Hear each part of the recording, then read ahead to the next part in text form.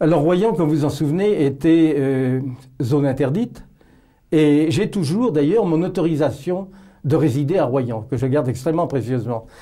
Alors on nous évacue de Royan, chacun est parti là où il pouvait partir, et nous avions d'excellents amis à Méché.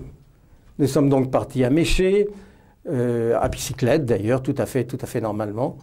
Et ma grand-mère est venue en fiacre, avec Papon, etc. Bon, on arrive à Méché, et là, les Allemands étaient à Talmont. Les FFI et les FTP étaient à Talmont, les Allemands étaient à Royan. Alors on voyait les uns ou les autres qui passaient dans un sens ou dans l'autre. Et puis un matin, j'avais donc 14 ans, 15 ans, j'ai été voir ce qui se passait avec cette patrouille allemande qui rentrait. Et là, un Allemand très grand et un Allemand très petit m'ont encadré. Et j'ai voulu leur expliquer que j'avais 15 ans. Mon allemand était très pitoyable. J'ai expliqué que j'en avais 25. Je venais d'être extrêmement malade. Donc je faisais plus âgé que mon âge. Mais enfin, ils ont mis de la bonne volonté, certainement, pour voir 25 ans. Et j'ai été mis contre un mur, à Méché, juste en face de l'église. La maison existe toujours d'ailleurs, avec une douzaine d'autres personnes. On était devenus très liés après. Il y avait le boulanger, il y avait le maire, il y avait etc. Et nous avions des mitrailleuses derrière nous et on devait nous exécuter. Et le maire, c'était Monsieur You, je crois, à un certain moment nous dit « et nous chanterons la Marseillaise ». Je ne connaissais vraiment que le début, nous n'avons pas chanté.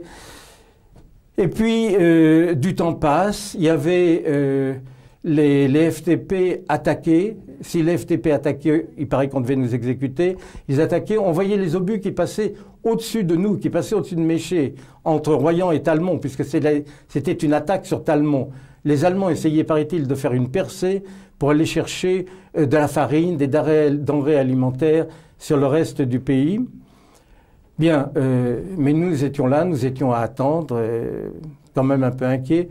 Ma mère vient pour voir ce qui se passe, voit un jeune officier allemand, un jeune lieutenant, qui parlait magnifiquement français. Et ma mère lui dit, écoutez, mon fils a 15 ans, et il a répondu, les tombereaux à ordures qui sont là, qui étaient attelés de chevaux, c'est pour les corps. Donc, joyeuse ambiance, effectivement.